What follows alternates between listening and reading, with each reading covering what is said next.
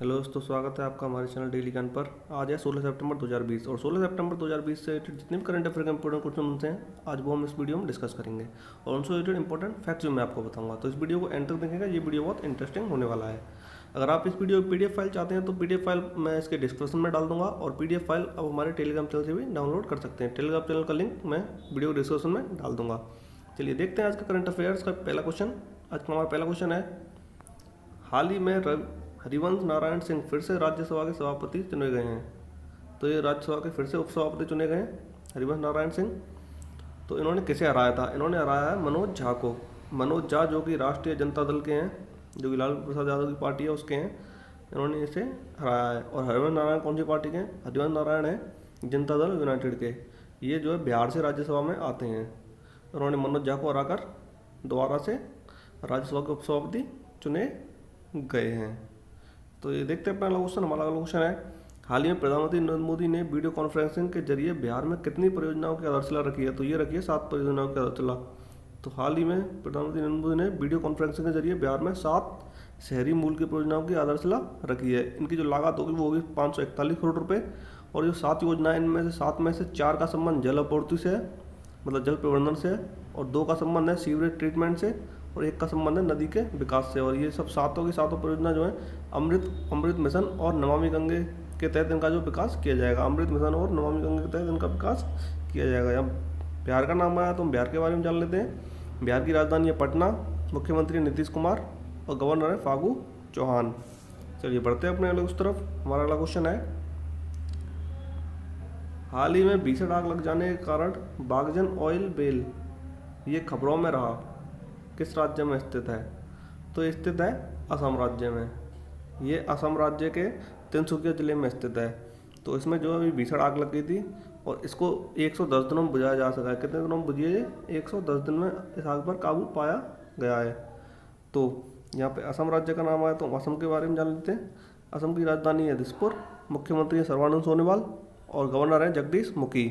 असम में एक national park है बहुत इंपॉर्टेंट, काजीरंगा नेशनल पार्क, जो कि एक सींग वाले गैंडे के लिए प्रसिद्ध है और यहाँ पर ही जो है गोल्डन बाग देखा गया है। और हाल ही में काजीरंगा नेशनल पार्क का जो क्षेत्रफल है वो भी कुछ बढ़ाया गया है, 3000 कुछ हेक्टेयर इसका क्षेत्रफल बढ़ा है। और असम में एक और नेशनल पार्क बहुत इंपॉर्टेंट है जो क्वेश्चनों में अक्सर पूछा जाता है, वो है मानस नेशनल पार्क। इसको तो इतनी जानकारी मिलती है। आइए बढ़ते हैं अपने उस तरफ। हमारा अगला क्वेश्चन है, हाल ही में अरुण जेटली के नाम पर एक बहुउद्देशीय स्पोर्ट्स कॉम्प्लेक्स किस राज्य यूटी में बनाया जाएगा? तो ये बनाया जाएगा जम्मू कश्मीर केंद्र शासित प्रदेश में। तो जम्मू कश्मीर केंद्र शासित प्रदेश में जो है अरुण जेटली के नाम पर एक बहुउद्देशीय स्पोर्ट्स कॉम्प्लेक्स बनाया जाएगा। इसकी जो लागत होगी वो होगी 58.23 करोड़ रुपये। 58.23 करोड़ रुपये की इसकी लागत से बनेगा। और ये जो जम्मू कश्मीर के कठुआ जिले के हीरानगर में बनेगा। कहाँ बनेगा? कठुआ जिले के हीरानगर में। और प्रधानमंत्री विकास पैकेज के तहत इसका विकास किया जाएगा। तो यहाँ जम्मू कश्मीर का नाम है। जम्मू कश्मीर के बारे में जान लेते हैं। जम्मू कश्मीर की जो राजधानियाँ हैं, एक समर कैपिटल, एक विंटर कैपिटल। समर कैपिटल है श्रीनगर और विंटर कैपिटल है जम्मू। और इनके जो उपराज्यपाल हैं वो हैं मनोज सिन्हा। इसको में इतनी जानकारी मिलती है। तो ये बढ़ते हैं उस तरफ। हमारा अगला क्वेश्चन है, हाल ही में किस भारतीय को अमेजन का एलेक्सा वॉइस असिस्टेंट के पहले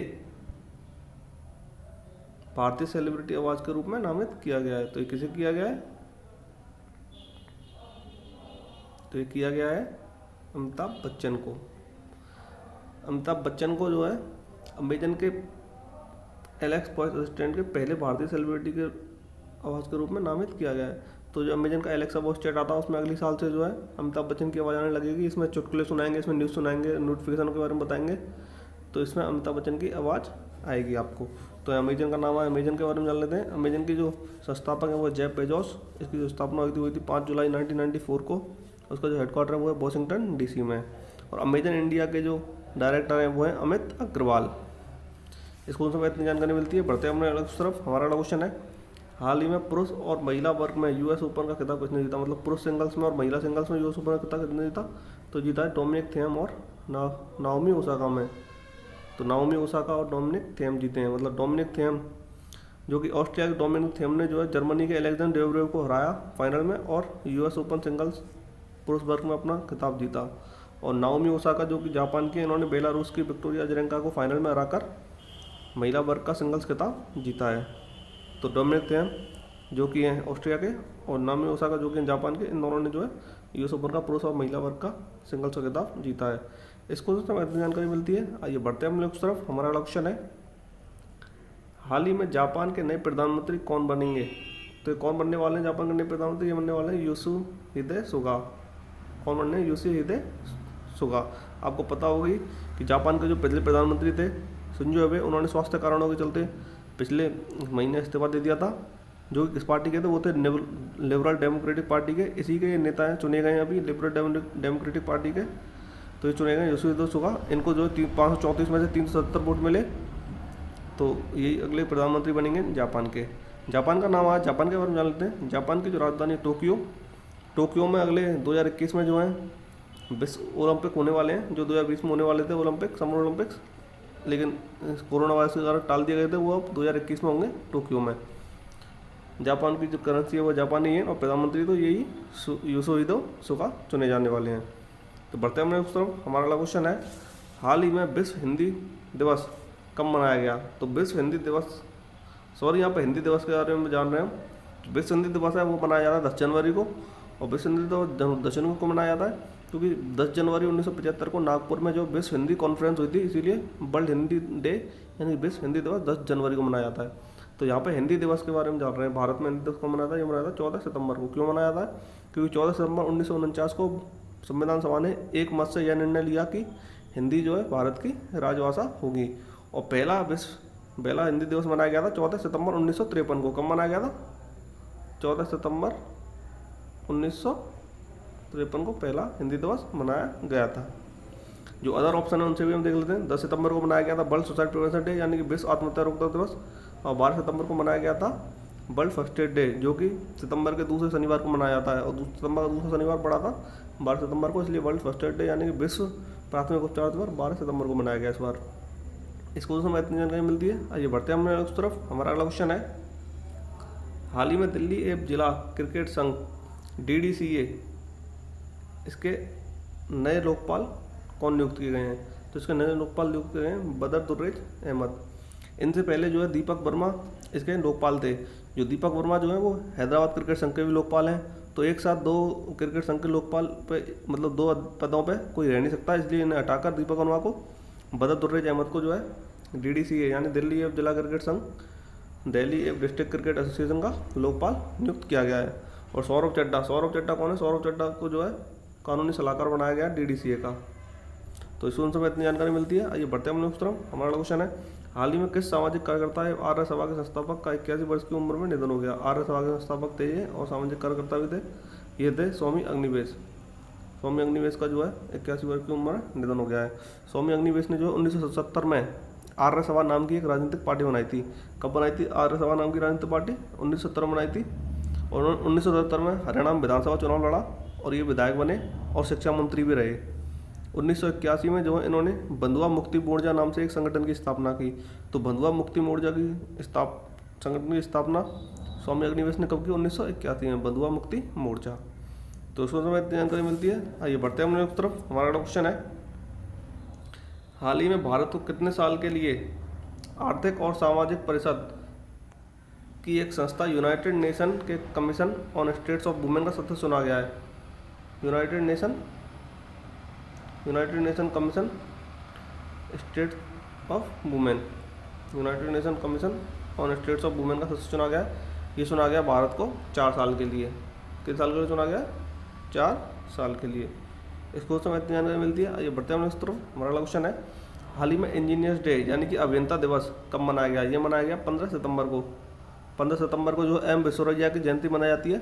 तो M विश्वेश्वरैया जो कि एक बहुत बड़े इंजीनियर थे भारत के, उन्हीं के जन्म दिवस पर जो है इंजीनियर्स डे मनाया जाता है, यानी कि अभियंता दिवस मनाया जाता है। M विश्वेश्वरैया को 1955 में भारत रत्न सम्मानित किया गया था। और 15 सितंबर को एक और इम्पोर्टेंट डे मनाया था, वो मनाया था इंटरनेशनल डेमोक्रेसी डे यानी कि अंतर्राष्ट्रीय लोकतंत्र दिवस। ये 2007 में यूनाइटेड नेशन असेंबली के द्वारा शुरू किया गया था। अदर ऑप्शन है उनसे भी हम देख लेते हैं कौन कौन से देश मनाए जाते हैं। तो 12 सितंबर को आपको पता है, जैसा कि 12 सितंबर को मनाया गया था हमारा वर्ल्ड फर्स्ट एड डे, जो कि सितंबर के दूसरे शनिवार को मनाया जाता है। विश्व प्राथमिक उपचार दिवस। और 14 सितंबर को हिंदी दिवस मनाया गया, आपको पता ही है। तो इसको तो इतनी जानकारी मिलती है। आइए बढ़ते हैं हम लोग उस तरफ। हमारा अगला क्वेश्चन है, हाल ही में उत्तर प्रदेश ने आगरा में निर्माणाधीन मुगल म्यूजियम, एक मुगल म्यूजियम है, इसका नाम बदल किसके नाम पर करने की घोषणा की है। तो ये घोषणा की है छत्रपति शिवाजी महाराज के नाम पर। आगरा में एक मुगल म्यूजियम बनाया जा रहा है। इसमें मुगलों से रिलेटेड ही सारे सामान होगा, जितनी भी चीज़ें होंगी मुगलों से रिलेटेड होंगी। मुगल कलाकृति, चित्रकला के बारे में, और जो लेखक वगैरह उनके जो रिलेटेड पुस्तक वगैरह हैं सब कुछ उन्हीं से रिलेटेड होंगे मुगल से। लेकिन इसका नाम छत्रपति शिवाजी महाराज के ऊपर रखने की घोषणा की है योगी आदित्यनाथ ने, जो कि आगरा में बनाया जा रहा है। तो यहाँ उत्तर प्रदेश का नाम है। उत्तर प्रदेश के बारे में जान लेते हैं। उत्तर प्रदेश की राजधानी लखनऊ, और लखनऊ कौन सी नदी के किनारे बसा हुआ है? लखनऊ गोमती नदी के किनारे बसा हुआ है। और लखनऊ ही जो है कॉन्स्टिट्यूंसी है हमारे रक्षा मंत्री राजनाथ सिंह की। उत्तर प्रदेश के जो मुख्यमंत्री हैं वो योगी आदित्यनाथ। उत्तर प्रदेश की जो गवर्नर है वो आनंदीबेन पटेल। और यहाँ का जो राजकीय पशु है वो है बारहसिंगा, और राजकीय पक्षी है वो है सारस या क्रॉच। राजकीय फूल है वो है पलाश का फूल, और राजकीय वृक्ष है वो है अशोक का वृक्ष। तो स्कूल में इतनी जानकारी मिलती है। आइए बढ़ते हैं हम लोग उस तरफ। हमारा अगला क्वेश्चन है, हाल ही में किसे कार्मिक मंत्रालय ने विश्व बैंक के कार्यकारी निदेशक के रूप में नियुक्त किया है? तो ये नियुक्त किया है राजेश खुल्लर को। राजेश खुल्लर को जो है कार्मिक मंत्रालय ने विश्व बैंक के कार्यकारी निदेशक के रूप में नियुक्त किया है। तो स्कूल में इतनी जानकारी मिलती है। आइए बढ़ते हैं अपने अगले क्वेश्चन की तरफ। हमारा अगला क्वेश्चन है, हाल ही में एडीबी ने किसे भारत के लिए अपने नए निदेशक के रूप में नियुक्त किया? एडीबी यानी कि Asian development bank. Asian development bank ने भारत के लिए अपने नए निदेशक के रूप में किसे नियुक्त किया है? ये नियुक्त किया है टेको कोनिशी को। टेको कोनिशी को नियुक्त किया गया। इससे पहले जो है केनिची योकोयामा जो है इस पद पर थे। तो अभी इन्हें हाल ही में जो है एशियन डेवलपमेंट बैंक के दक्षिण एशियाई विभाग का महानिदेशक बना दिया गया है। तो ये पद खाली हो गया था, तो टेको कोनिशी को जो है भारत के नए निदेशक के रूप में नियुक्त किया एडीबी ने। तो एशियन डेवलपमेंट बैंक का नाम आया। तो एशियन डेवलपमेंट बैंक का चलते हैं। इसकी स्थापना हुई थी 1966 में। इसके जो हेडक्वार्टर है वो मनीला फिलीपींस में, और इसके जो अध्यक्ष यानी कि जो प्रेसिडेंट है वो हैं मात्सुगु असाकावा। और ये किस लिए हाल ही में जो है एडीबी ने, एशियन डेवलपमेंट बैंक ने भारत को एक जो है $1.5 बिलियन का ऋण दिया है। वो किस लिए दिया है? कोविड-19 से लड़ने के लिए $1.5 बिलियन का समर्थन किया है। तो सुनो इतनी जानकारी मिलती है। बढ़ते हैं दूसरा, और हमारे लास्ट वीडियो क्वेश्चन का आंसर देने का समय है। मैंने लास्ट वीडियो क्वेश्चन पूछा था आपसे, हाल ही में सिटी ग्रुप की महिला सीईओ कौन बनाएंगे? तो ये बनाएंगे जैन फ्रेजर। इसका कई बच्चों ने जो कमेंट बॉक्स में बहुत ही डिटेल में आंसर दिया। अगला क्वेश्चन देखते हैं। तो ये आपका आज का क्वेश्चन है। आज का इसका आंसर आप कमेंट बॉक्स में दीजिएगा। ये है, हाल ही में दुनिया का सबसे बड़ा अंडरपास किस राज्य में निर्मित किया गया है? तो इसका आंसर आप कमेंट बॉक्स में दीजिएगा। तो ये था हमारा आज का करंट अफेयर्स वीडियो। अगर आपको वीडियो पसंद आया तो वीडियो को लाइक कीजिए, सब्सक्राइब कीजिए हमारे चैनल को, और बेल आइकन के बटन को प्रेस कीजिए। वीडियो देखने के लिए आपका बहुत बहुत धन्यवाद।